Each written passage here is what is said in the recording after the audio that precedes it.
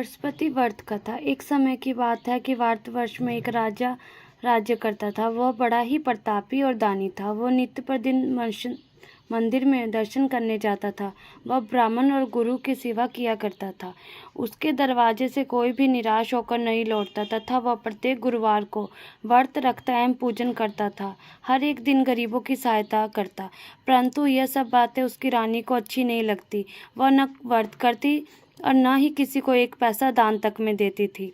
राजा से भी ऐसा करने को मना किया करती थी। एक समय की बात है कि राजा तो शिकार खेलने वन को गए हुए थे। घर पर रानी और दासी थी। उस समय गुरु बृहस्पति देव एक साधु का रूप धारण कर राजा के दरवाजे पर भिक्षा मांगने गए। रानी से भिक्षा मांगी तो वह कहने लगी कि हे साधु महाराज, मैं इस दान और पुण्य से तंग आ गई हूँ। मेरे से तो घर का ही कार्य नहीं समाप्त होता।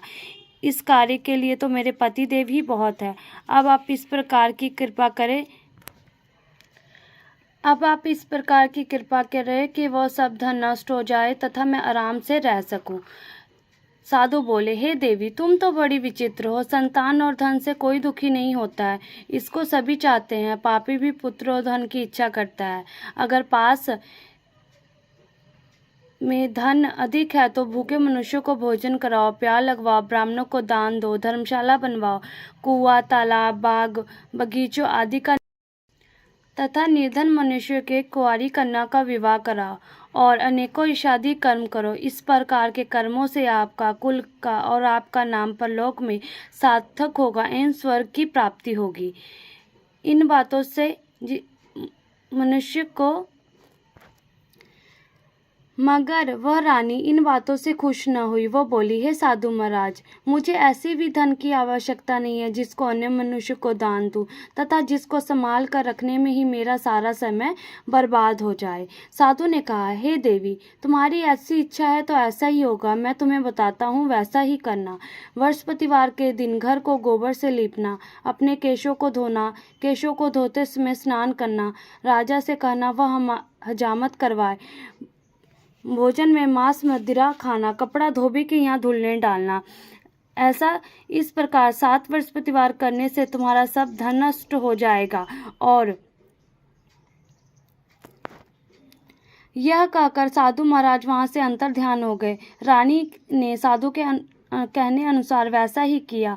3 बृहस्पतिवार ही बीते थे कि उसका समस्त धन संपत्ति नष्ट हो गया। भोजन के लिए भी अन्न बड़ी मुश्किल से मिलने लगा। भोजन के लिए अन्न दोनों समय परिवार तरसने लगा तथा संसारिक भोगों से दुखी रहने लगे। तब वह राजा रानी से कहने लगा कि तुम रानी यहाँ पर रहो, मैं दूसरे देश को जाता हूँ, क्योंकि यहाँ पर सभी मनुष्य मुझे जानते हैं, क्योंकि कोई कार्य भी नहीं कर सकता। चोर देश चोरी परदेश भीख बराबर, ऐसा कहकर राजा परदेश चला गया। वहां जंगल में से जाता और लकड़ी काट कर लाता और शहर में बेचता। इस तरह जीवन व्यतीत करने लगा। इधर राजा के घर रानी और दासी दुखी रहने लगी।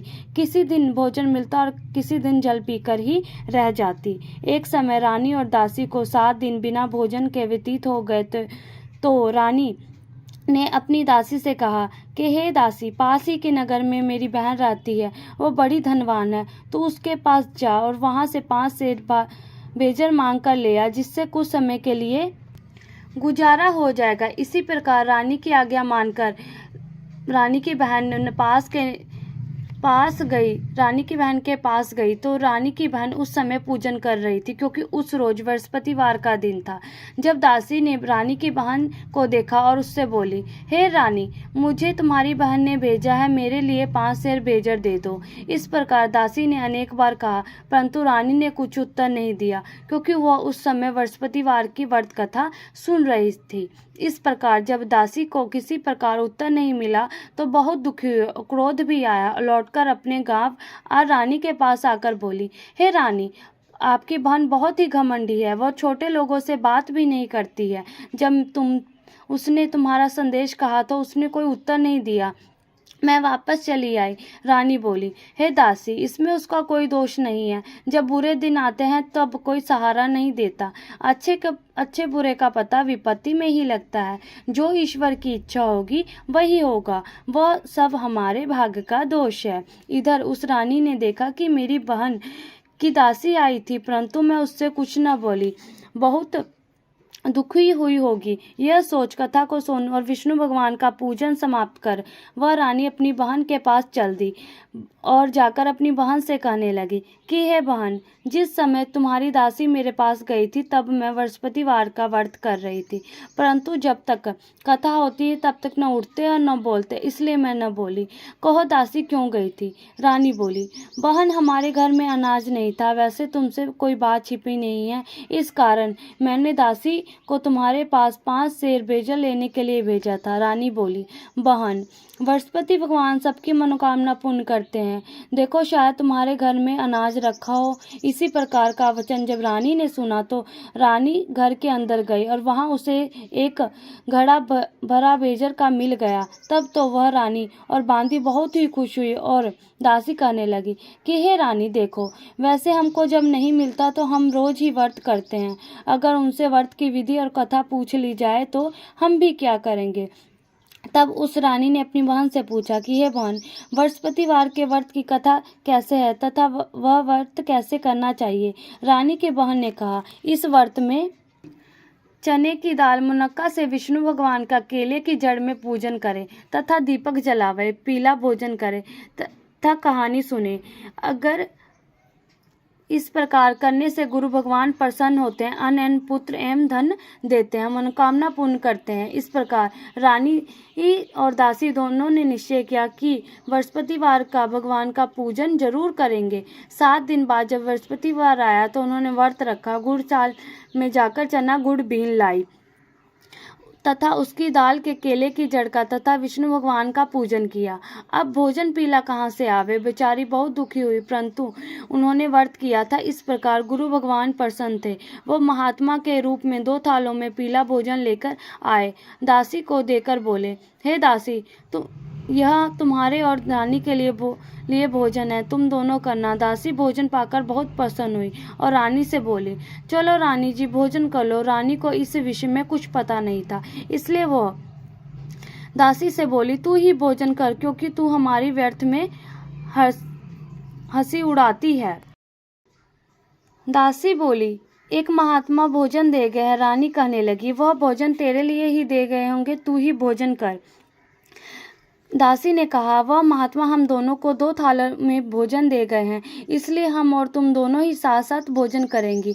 इस प्रकार रानी और बांदी दोनों ने गुरु भगवान को नमस्कार कर भोजन प्रारंभ किया तथा वह प्रत्येक बृहस्पतिवार को गुरु भगवान का व्रत और विष्णु भगवान का पूजन करने लगी।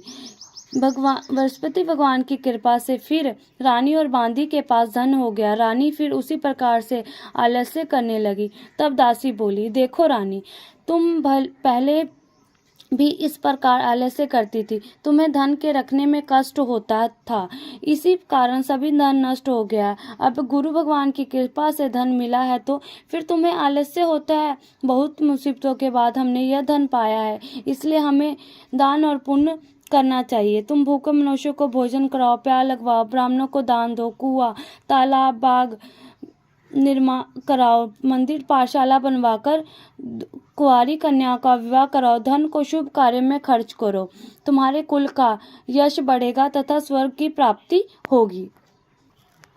तब रानी ने इसी प्रकार से कर्म करने आरंभ किए तो काफी यश फैलने लगा। एक दिन रानी और दासी विचार करने लगी कि न जाने राजा किस दशा में होंगे, उनकी कोई खबर नहीं है। गुरु भगवान से उन्होंने प्रार्थना की और रात्रि में राजा के स्मरण में कहा, हे राजा, उठ, तेरी रानी तुझको याद करती है, अपने देश को चला जा। राजा प्रातःकाल उठा और विचार करने लगा। स्त्री जाति खाने और पहनने की साथी होती है, परंतु भगवान की आज्ञा मानकर वह अपने नगर के लिए चलने को तैयार हुआ। इससे पूर्व जब राजा परदेश चला गया था तो परदेश में दुखी रहने लगा। प्रतिदिन जंगल में से लकड़ी बीन कर लाता और शहर में बेचकर अपने दुखी जीवन को बहुत कठिनता से व्यतीत करता था। एक दिन राजा दुखी हो अपनी पुरानी बातों को याद करके रोने लगा। तब जंगल में बृहस्पति देव एक साधु का रूप धारण कर आए, राजा के पास आकर बोले, हे लकड़हारे, तुम इस सुनसान जंगल में किस चिंता में बैठे हो, मुझको बतलाओ। यह सुन राजा के नेत्रों से आंसू भर आए और वंदना कर बोले, हे प्रभु, आप सब कुछ जानने वाले हो। इतना कहकर साधु ने अपनी संपूर्ण कहानी सुना दी। महात्मा दयालु होते हैं। वे राजा से बोले, हे तुम्हारी स्त्री ने बृहस्पतिवार का अपराध किया था, जिस कारण तुम्हारी यह दशा हुई थी। अब तुम किसी प्रकार की चिंता मत करो, भगवान तुम्हें पहले से अधिक धन देगा। देखो, तुम्हारी स्त्री ने बृहस्पतिवार का व्रत किया प्रारंभ कर दिया है, और तुम मेरा कहा मानकर बृहस्पतिवार को व्रत करके चने की दाल, गुड़ और लोटे में डालकर केला का पूजन करो। फिर अथवा कथा सुनो, भगवान तुम्हारी सब मनोकामना पूर्ण करेंगे। साधु को प्रसन्न देखकर राजा बोला, हे प्रभु, मुझे लकड़ी बेचकर इतना पैसा नहीं मिलता जिससे करने के उपरांत कुछ बचा सकूं। मैंने अपनी रानी को व्याकुल देखा है, मेरे पास कुछ भी नहीं जिससे उसकी खबर मंगवा सकूं, और फिर मैं कौन सी कहानी कहूं, यह मुझको कुछ भी मालूम नहीं है। साधु ने कहा, हे राजा, तुम किसी बात की चिंता मत करो। बृहस्पतिवार के दिन तुम रोजाना की तरह लकड़ियां लेकर शहर को जाओ। तुमको रोज से दुगना धन प्राप्त होगा, जिससे तुम भली भांति भोजन कर लोगे, तथा बृहस्पतिवार का व्रत का पूजा का सामान भी आ जाएगा। बृहस्पतिवार की कहानी अन्य प्रकार से है। प्राचीन काल में एक ब्राह्मण था। वह बहुत ही निर्धन था। उसके कोई भी संतान नहीं थी। उसकी स्त्री बहुत मलिनता के साथ रहती थी। वह न स्नान करती, न किसी देवता का पूजन करती। प्रातः काल उठते ही सर्वप्रथम भोजन करती, बाद में कोई अन्य कार्य करती थी। इससे ब्राह्मण देवता बहुत दुखी थे। बेचारे बहुत कुछ कहते थे, किंतु उसका कोई परिणाम न निकला। भगवान की कृपा से ब्राह्मण की स्त्री के कन्या रूपी रतन पैदा हुआ। वह कन्या अपने पिता के घर में बड़ी होने लगी। वह बालिका प्रातः स्नान करके, विष्णु भगवान का जाप करके, बृहस्पतिवार का व्रत करके ने लगी। अपने पूजा पाठ को समाप्त करके स्कूल जाती और अपनी मुट्ठी में जौ भर के ले जाती और पाठशाला जाने के मार्ग में डालती जाती। वहीं जौ स्वर्ण के हो जाते और लौटते समय उनको बीनकर घर ले आती थी। एक दिन वह बालिका सूप में उन सोने के जौ को फटक कर साफ कर रही थी। उसकी माँ ने देख लिया और कहा, हे बेटी, सोने के जौ को फटकने के लिए सोने का सूप होना चाहिए। दूसरे दिन गुरुवार था। इस कन्या ने व्रत रखा और बृहस्पति देव से प्रार्थना करके कहा, हे प्रभु, मैंने आपकी पूजा सच्चे मन से की हो तो मेरे लिए सोने का सूप दे दो। बृहस्पति देव ने उसकी प्रार्थना स्वीकार कर ली। रोजाना की तरह वह कन्या जौ फैलाती हुई जाने लगी। जब लौटकर जौ बीन रही थी तो बृहस्पति देव की कृपा से सोने का सूप मिला। उसे वह ले आई और उससे जौ साफ करने लगी, परंतु उसकी माँ का वही ढंग रहा। एक दिन की बात है, वह कन्या सोने के जौ को साफ कर रही थी। उस समय शहर का राजपुत्र वहां होकर निकला। इस कन्या के रूप और कार्य को देखकर मोहित हो गया तथा अपने घर आकर भोजन तथा जल त्याग कर उदास होकर लेट गया। राजा को जब इस बात का पता लगा तो अपने प्रधानमंत्रियों के साथ पुत्र के पास गए और बोले, हे बेटा, तुम्हें किस बात का कष्ट है? किसी ने अपमान किया अथवा कोई और कारण है सो कहो। मैं वही कार्य करूंगा जिससे तुम्हें प्रसन्नता हो। अपने पिता की राजकुमार ने बातें सुनी तो वह बोला, मुझे आपकी कृपा से किसी बात का दुख नहीं है। किसी ने मेरा अपमान नहीं किया है, परंतु मैं उस लड़की के साथ विवाह करना चाहता हूँ जो सोने के सूप में जौ साफ कर रही थी। यह सुन राजा आश्चर्य में पड़ा और बोला, हे बेटा, इस तरह की कन्या का पता तुम ही लगाओ, मैं उसके साथ तुम्हारा विवाह अवश्य करा दूंगा। राजकुमार ने उस लड़की के घर का पता बतलाया। तब मंत्री उस लड़की के घर गए और ब्राह्मण देवता को सभी हाल बतलाया।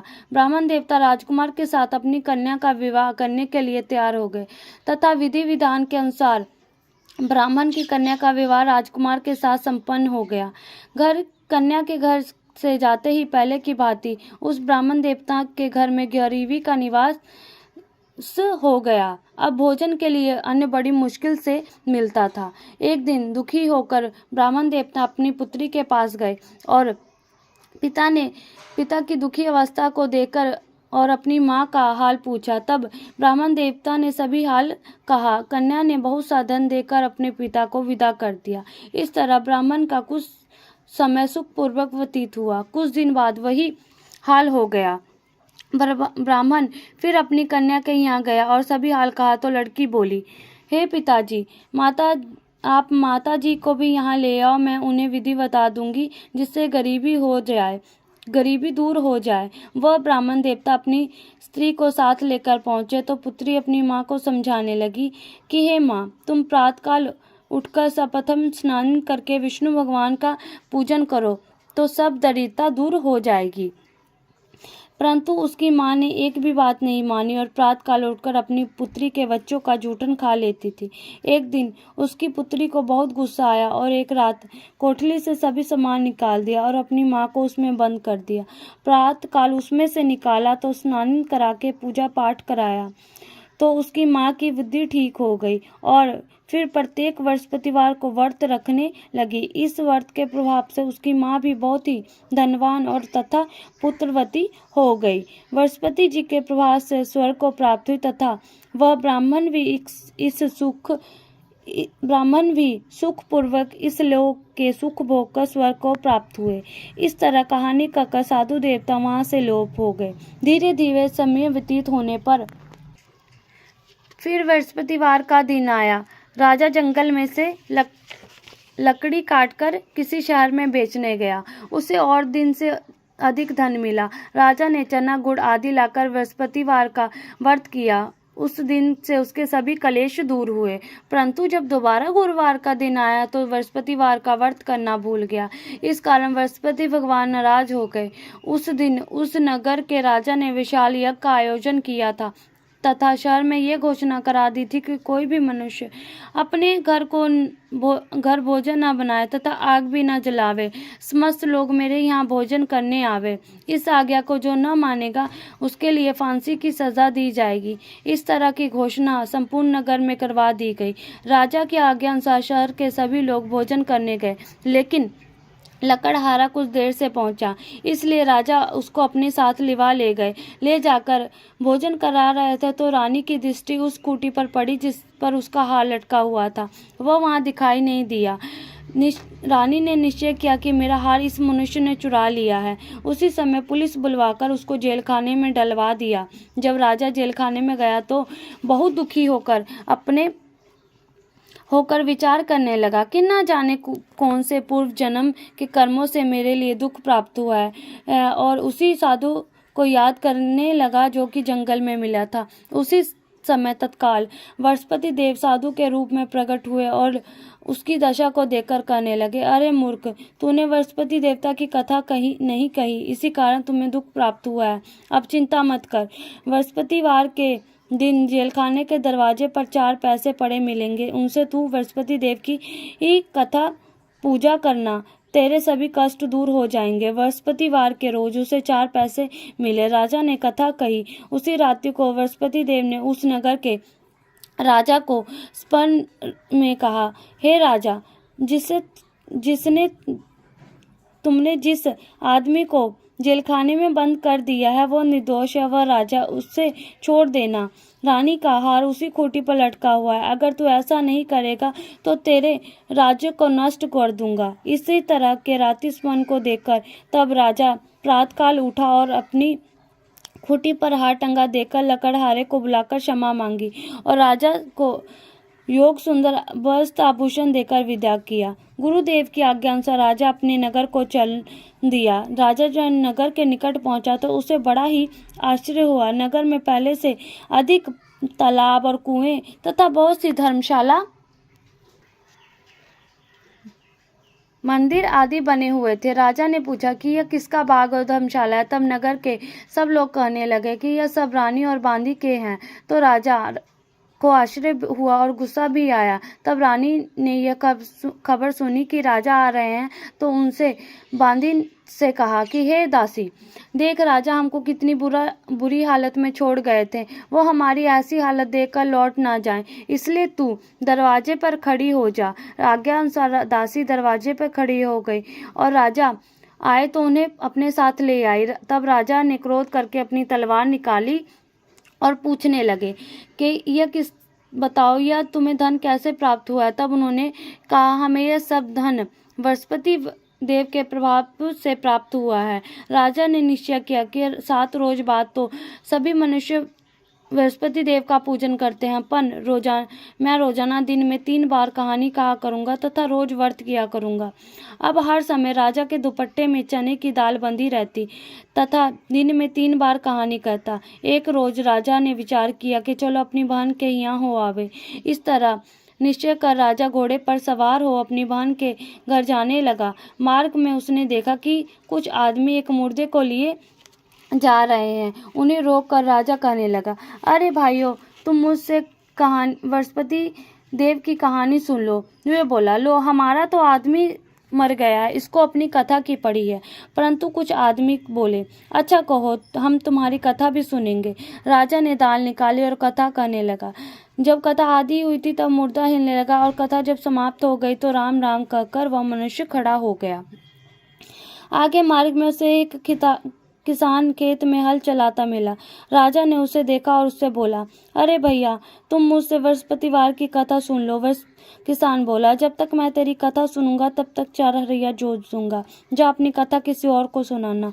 इस तरह राजा आगे चलने लगा। राजा के हटते ही बैल पचड़ खाकर गिर गए तथा उसके पेट में बहुत जोर से दर्द होने लगा।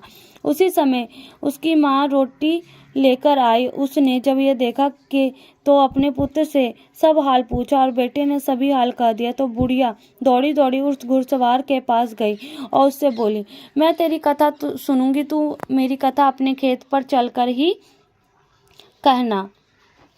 राजा ने बुढ़िया के खेत पर जाकर कथा कही, जिससे सुनते ही वह बैल खड़े हुए तथा किसान के पेट का दर्द बंद हो गया। राजा अपनी बहन के घर पहुंच गया। बहन ने भाई की खूब मेहमानी की। दूसरे रोज प्रातःकाल राजा जागा तो वह देखने लगा कि सब लोग भोजन कर रहे हैं। राजा ने अपनी बहन से कहा कि हाँ, ऐसा कोई मनुष्य है जिसने भोजन नहीं किया हो, मुझसे बृहस्पतिवार की कथा सुन ले। बहनी बोली, भैया, यह देश ऐसा ही है, यहाँ पहले लोग भोजन करते हैं, बाद में अन्य काम करते हैं। अगर कोई पड़ोस में हो तो देखाऊं। वह ऐसा कहकर देखने चली गई, परंतु उसे कोई भी ऐसा व्यक्ति नहीं मिला जिसने भोजन नहीं किया हो। अंत वह एक कुम्हार के घर गई जिसका लड़का बीमार था। उसे मालूम हुआ कि उनके यहाँ 3 रोज से किसी ने भोजन नहीं किया। रानी ने अपनी भाई की कथा सुनने के लिए कुम्हार से कहा। वह तैयार हो गया।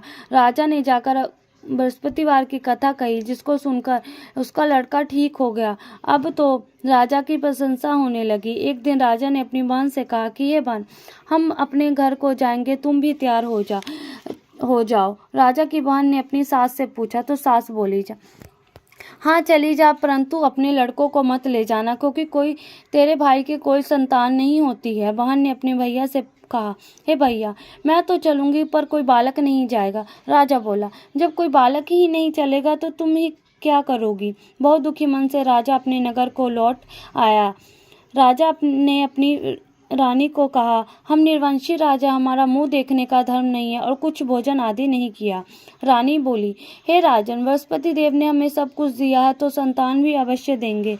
उसी रात को बृहस्पति देव ने राजा को स्वप्न में कहा, हे राजा, उठ, सभी सोच को त्याग दे, तेरी रानी गर्भ से है। राजा को यह बात सुनकर बहुत खुशी हुई। 9वें महीने में उसके गर्भ से एक सुंदर पुत्र पैदा हुआ। जब राजा बोला, हे रानी, स्त्री बिना भोजन के रह सकती है, बिना कहे नहीं रह सकती। जब मेरी बहन आवे तो तुम मुझसे कुछ न करना। रानी ने सुनकर हाँ कर दी। जब राजा की बहन ने यह शुभ समाचार सुना तो बहुत खुश हुई तथा बधाई लेकर अपने भाई के यहाँ आई। तभी रानी ने कहा, घोड़ा चढ़कर तो नहीं आई, गधा चढ़कर आई। राजा की बहन बहुत ही बोली, भाभी, मैं इस प्रकार न कहती तो तुम्हें औलाद कैसे मिलती। बृहस्पति देव ऐसे ही हैं, जैसे जिसके मन में कामनाएं होती हैं सभी को पूर्ण करते हैं। जो सद्भावना पूर्वक बृहस्पतिवार का व्रत करता है अथवा कथा पढ़ता है अथवा सुनता है और दूसरों को सुनाता है, बृहस्पति देव उनकी सभी मनोकामना पूर्ण करते हैं। भगवान बृहस्पति देव की उनकी सदैव रक्षा करते हैं। संसार में सच्ची भावना और श्रद्धा से भगवान जी का पूजन व व्रत करते हैं, उनकी सभी मनोकामनाएं पूर्ण होती है। जैसे सच्ची भावना से रानी और राजा ने उनकी कथा का गुणगान किया तो उनकी सभी इच्छाएं बृहस्पति देव जी ने पूर्ण की थी। इसीलिए कथा को सुनने के बाद प्रसाद लेकर जाना चाहिए। हृदय से नमन करते हुए जयकारा बोलना चाहिए। बोलो बृहस्पति देव की जय, विष्णु भगवान की जय।